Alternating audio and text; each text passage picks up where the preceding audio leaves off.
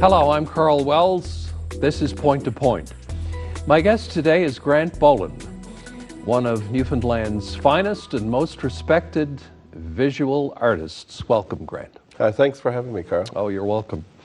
Now, you were born, or you grew up anyway. I'm not sure if you were born there, but you grew up in Riverhead, St. Mary's Bay, correct? Yes, I was raised there. Yeah. So what was it like being raised, growing up in St. Mary's Bay in I guess the late 70s and 80s? Well, what I remember most, I think, is the amount of freedom we had. There was no bubble wrapping children then, so we spent a lot of time outdoors, when it wasn't raining. And yeah, it was fairly idyllic in my memory, and I know people tend to varnish childhood memories and edit, but it seemed that I have no complaints, that's for sure. So you had a robust outdoor childhood. I did, Yeah, that's great. Tell me about your family, your mom and dad and your siblings. Well, they were always supportive of what I did and what I chose to do. Had a good home life. We all get along and laughed a lot. Yeah. Where? Just give me the setting. Where was your house situated? Facing the arm in Riverhead, like where what we'd call the land wash. Yeah. So you could see the water. You can see the water. So our bay window actually faced the water, as opposed to I was found as funny in outports. The bay window faced the road. That's right. And the small 70 slider windows faced the bay. That's right. I could never figure that one out, but I guess we just took it for granted. Yeah. The view. It's like I used to marvel at houses on Signal Hill. All the windows that faced out on the harbor, they had like little tiny windows, and as you say, the big window was facing like the road. Don't know where that comes from. No, I guess they just took the view for granted. That's what I mean. Yeah, they were outdoors so much, and Or if you lived on that, you don't want to take your work home with you. Yeah, it's like me. I haven't seen an iceberg in years because I saw so many of them growing up. I mean, you certainly don't seek them out anymore. Yeah, I don't seek them out. I mean, I kind of get a kick out of how excited tourists get about them. But well, I guess we live in a fairly exotic place. Once you leave it and poke around elsewhere, you realize how exotic this place is. Yeah, exactly. So did you come from an artistic family? Well, my father was he taught art and had a pretty big interest in it. He taught art in grade 6 and he taught grade 6. So he always had art books around. And of course, art books in bookstores are the first things to go on sale, it seems. Of course, But anyway, so we had tons. Yeah. And I lived in them and began to reproduce the images in them. And of course, he had access to materials too. So I'm guessing you didn't have a coloring book when you were growing up. I did. Did you? And I always went outside the lines. Yeah, of course. Yeah. Not intentionally. No. No paint by numbers, though. No. No. Okay. Well, that's good to hear. What was school life like in Riverhead? Well, I went to school in Mount Carmel earlier on, because that's where my father taught. Well, no, I went to kindergarten in Riverhead, then from 1 to 11 in Mount Carmel, and then grade 12 in St. Mary's. But I hated school. Couldn't stand it. It was something that I felt was just in the way. Yeah, I wasn't crazy about it either. I really didn't like it. Yeah. Now, in that area, you had 3 professional artists residing. There was Christopher Pratt, Mary Pratt, and Scott Gowdy, I believe. Their presence in your general vicinity. Is that something that you were conscious of? Did you know? Oh, very much so. I think what that did was it was proof that you could do something that you loved and make a living from it. So that was a huge thing. So what about when you got to high school? I don't know about when you went to school, but I'm assuming that they had a pretty good art program in high school, or not? No. No? Okay. No. So which high school did you go to? I went to Our Lady of Mount Carmel, which is gone. Yeah. And Dunn Memorial. Okay. Now, I mean, I had some good teachers and some not so good teachers, but art was something. I guess maybe the St. John's schools probably had more resources. Or, definitely. Yeah, that's right. Because I went to school here in St. John's, so that was probably the difference. Yeah. Yeah. But yeah, art was something you did on your own. And now it seems like art and education, they seem to be pulling back even more. That's too bad. I'm sorry to hear that. Yeah. Everywhere, I mean. Yeah. Yeah. So I mentioned Christopher and Mary Pratt. Am I right in saying that they kind of became mentors to you? Or yes. They had a tremendous... Yeah, and over the year, you had a personal friendship with them. Mary as a teenager, when I was a teenager, would let me make studio visits on the weekends and kind of mostly just discussed the politics in art and what to expect from the career, which I was hell-bent on pursuing. Yeah, naturally. And she was a great woman. Sad to see her go. Yeah, that's and she was a lovely human being. Very maternal. Not just a wonderful artist, but a wonderful human being. No question. If I were to see something that Grant Boland painted when he was 13 or 14 years of age on canvas or on paper, what would I be looking at? Not much. Very naive. You know, because you draw on the experiences you have, so there's really not much to look at there. I mean, there's only so much you could pull from, I don't know. I guess I tried to live vicariously through like John Hughes movies, and I don't know. Yeah. There's not much you can draw on. So basically at that point in my life. I mean, well, what style did you pursue, or was it an eclectic thing where you did some abstract, you did some realism, or? Well, like I said, I focused primarily on, the old masters in those books. So very European style of working, and like the older style. Yeah. So was the decision to go to art school quite a natural one for you, or did you have to think a lot about it? No. I mean, at the time, that was what you did, right? You finished high school and you did a second, especially if you knew what you wanted to do, you followed through with the secondary step. And so that's what I did. I talked to Barbara Pratt once, and she told me that she went to the Ontario College of Art, I believe, and she said, I only spent a month there. She said, I just decided it wasn't for me. Well, that's just it. Yeah. Art schools in general provide an academic view to visual arts. But art academics talk about art, and artists make art. And there's the difference. So I felt the same way Barbara did. And how many years did you spend in art 4. school? Oh, so it's quite a stretch.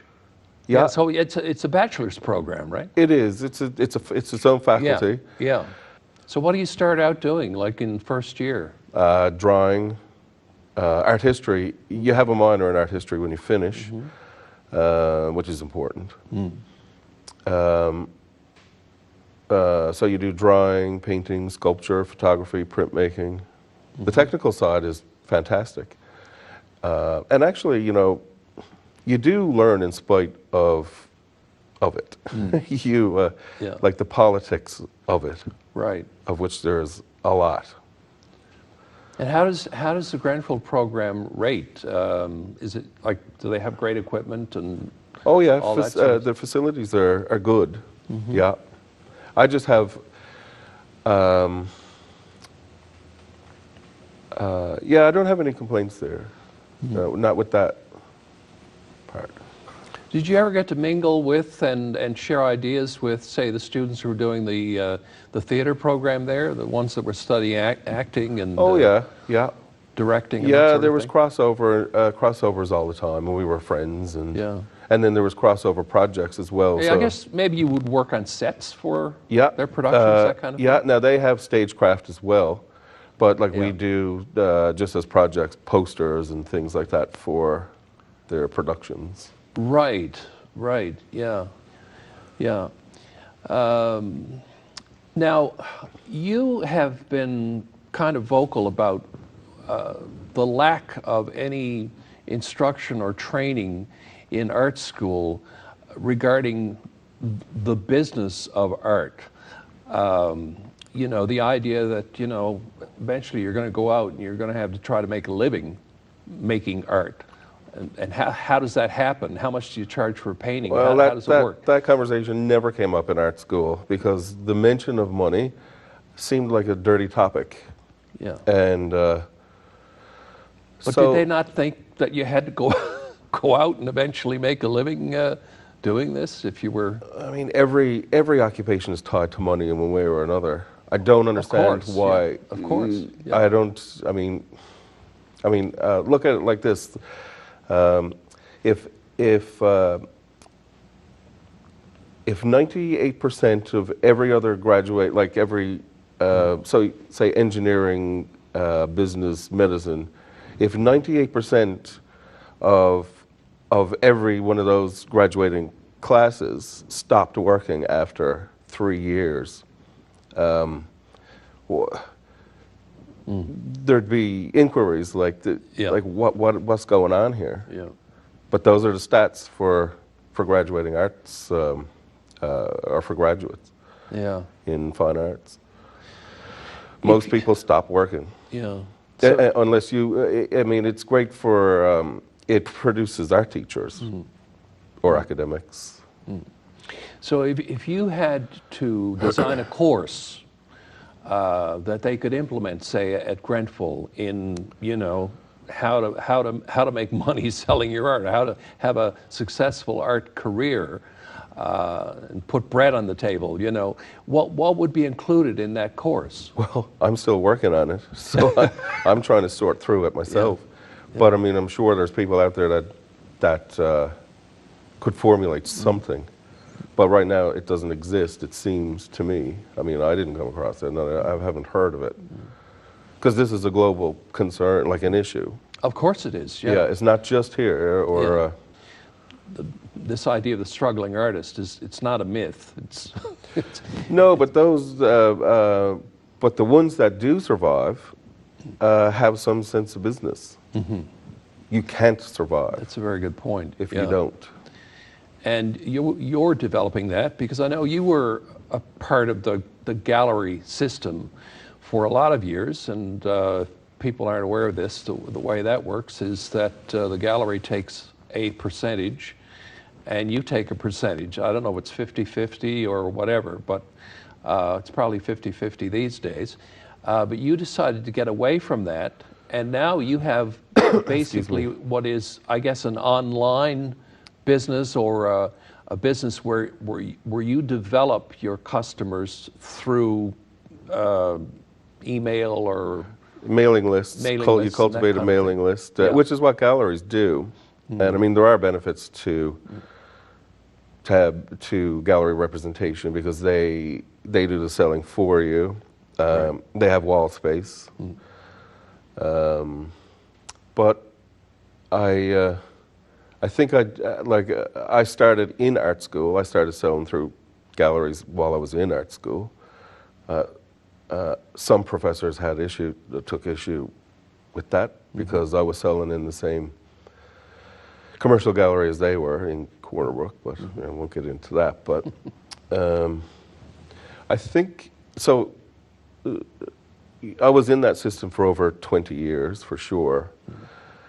And just personally, I think I just felt a bit stifled by it, perhaps, and I just needed a break from it. The percentages, like when I started out, it was 33 1/3. That's what the gallery's take was. Then it went to 40. Then it went to 50. And I hear some galleries in bigger centers go to 60, and now I pulled the shoe around 50 anyway. Yeah. It just business. It doesn't make any sense. No, and let's face it, people shop on their phones now. So Absolutely. the bricks and mortar part isn't vital to making a sale. And if people are familiar with your work and how it looks, and they're fine with a JPEG. Yeah, that's right. And especially if you're familiar with the artist's That's work. what I mean, yeah. Because I purchased one of your paintings through your That's email right. list. And I mean, I saw it and I loved the image. And from knowing your work, and I mean, you give the size of the piece and whatnot, I knew what it was going to look like on the wall. I mean, I just, it was an image I liked. So I had no issue with Right. purchasing it that way at all. I didn't need to see it on a gallery wall. Yeah, and most people don't. Yeah. Very few people say, "Can I come see it first?" Right. Yeah. Yeah. Grant, just getting back to your art, I remember your first show, and a lot of your work when you began had a lot of religious imagery, religious icons, and that sort of thing. What were you trying to express at that point, and why did you decide to move away from that? Well, But you can be honest. I mean, will be. Yeah, you will. I grew up in the Irish Catholic part of the world, Yeah. thick with it, Yeah. and went to Irish Catholic schools, and it's the nature of artists to question everything, and I had a lot of questions, but logic and rational thought straightened most of that out for me. But I do like the magic in religious imagery. Here's I hope you don't find this to be too crass, but how much of what you're painting these days is what you figure will sell? Oh, nothing. I don't, well, that crosses your mind, but if you put your passion or what you love to do, like backseat to your draw to money, I think it'll show. It won't be sincere, and it'll be obvious, and so that you can't chase money because it won't work. As far as I know, it never works if you do that in anything for long, anyway. Yeah. Is that what you mean? Yeah, no, absolutely. But the thing is, I ask that because an artist told me one time, and I'm not saying this artist did it, but we're talking about artists or tourists who go into galleries and shop around for a little memento to bring home, or what, a painting or whatever, and they said to me, if you put a whale on anything, they'll buy it. Well, on that level of market, yeah. Probably. Yeah. But but the thing is, like, the way I work is it's representational painting. So what I paint is recognizable. So if you look at painting as a language, which it is, it's a way to communicate. Most people can understand what I'm trying to say, at least on the surface, because it's recognizable. So there's some appeal to most, but if it was non-representational or abstract, your market is limited. But now that's not intentional for me. Like, I didn't choose realism because I want to sell more. I've tried, like I dipped my foot in all kinds of ways to paint, but I just keep coming back to this. It's just a natural, natural way to express. Yeah.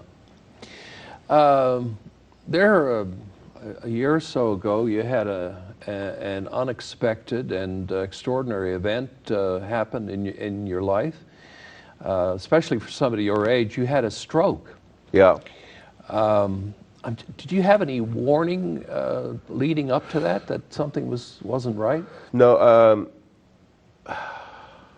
Trying to get the timeline straight now, but months prior, I started to get these dizzy spells, mild at first, probably once a week. And now they don't know if this is related directly to the stroke. Anyway, so I had these dizzy spells. They got more frequent and more violent. And now my wife was down in the studio with me, last going off, and I felt like you could feel it come on, these dizzy spells. So I was working on a painting, and I said, I got it coming on again. I'm going to have to stop and lie down. So I went upstairs and lay down, and this was really violent. It felt like somebody picked you up by the ankle and just swung you around the room like a cat. And I don't know why you'd swing a cat, but so it made me urge, like, from the motion sickness. You were nauseated. And violently, too. And they figure, so anyway, that happened. Not to be too graphic, nothing, I didn't throw up or anything, but I wanted to. So I asked my son to grab me a bucket, just in case. This is not a great topic of conversation, but whatever, that's what it is. And so I started to retch. And actually, when he brought the bucket in, or my wife did, I can't remember, I reached for it, and my arm shot out that way. I was like, something's happening here. Something different is happening. And then my lips went numb, and I couldn't swallow. I tried to get up, couldn't walk. So I said to my wife, I'm having a stroke. You're going to have to call, or she said, I'm calling an ambulance. I said, yeah, I'm not going to argue with you there. Because most times, like, I put off going to hospitals, but, you know, the signs were clear to me. I'm having a stroke. And I figured I was going to die, actually. Was that scary? Well, it was not pleasant. It wasn't like an enjoyable feeling. And my son was in the other room. I told him to stay away just in case, because, I mean, that would be a horrible image to be, anyway. So the ambulance did show up, took me to the hospital, and I thought I was going to die because I couldn't swallow, like my throat was numb as well. They took me to the hospital, and I started to feel better. So and they didn't say that I had a stroke. They suggested a mini stroke, I was there for a couple hours, and I said, I have a painting that I have to finish. Can I go and come back? And they said, well, if you go, you have to get readmitted. Like, you're in now. Like, we can't observe you if you go home. And I said, I'm best kind. Like, I'll be fine. I just want to finish this painting. And they said, well, we don't advise it. We don't advise that you do that. So anyway, I got up, and I had no control over my legs or anything, and I laughed. I found it absurd that you can't control your own body. And anyway, they kept me in after that, like, because there was no way. And in hindsight, I don't even know how I could hold a brush to do it. Right. And so then they did some scans, and they showed the black spot that showed that it was a stroke. So you weren't left with any deficits, were you? You were? Yeah, I did. I wound up doing some physio at the Miller Center, and that crowd are great, fantastic. Like, can't say enough about them. But what was the physio for? What could you not do? Well, they found deficit that I didn't even know was there, because they run you through, like I did occupational therapy and physiotherapy. Right. So they found things that I wasn't aware of. And, but the obvious things were I would trip going upstairs. I'd be fine downstairs, because I guess my left foot was numb. So you couldn't lift, you thought you were lifting your foot and you weren't, so you trip a lot. I dropped a lot of things with my left hand. I still have numbness here and in my left foot. But nothing too severe. I mean, it could have been a hell of a lot worse. But it wasn't, so the stroke wasn't a lifestyle thing. I want to make that clear. It wasn't because of something you did? Or? No, my cholesterol levels were, you know, the high and the normal. I had quit cigarettes a couple of years before that, or 3 years before that. So, yeah, it was just a fluke. It was a weird thing that happened. But in the meantime, are you on some kind of medication to prevent it from happening again, or? No, because yeah, so what they found, I don't know if I already said this, but when I retched, what they figure happened was that my head went back or was tossed in some way, and it severed an artery. Oh, wow. In my, that almost sounds like a freak it's just a freak thing. Yeah.